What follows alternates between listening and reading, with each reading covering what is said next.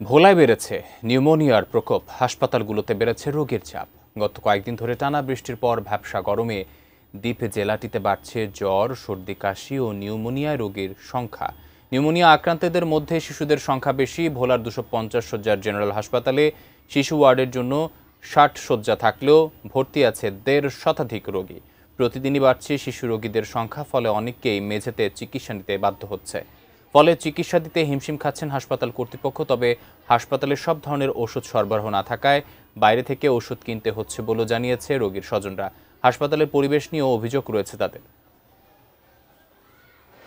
আমরা দাবি করে আসতেছি দীর্ঘদিন যাবৎ যে অন্ততপক্ষে শিশু ওয়ার্ডে পরিপূর্ণ ওয়ার্ড ফ্যাসিলিটি যেই রকম থাকে, পর্যাপ্ত বেড, পর্যাপ্ত পরিমাণ ডাক্তার এবং এখানে একটা স্ক্যানু আছে, স্ক্যানুতে পর্যাপ্ত পরিমাণ সাপোর্টিং স্টাফ নাই এবং এগুলো আমরা চাই অতি দ্রুত।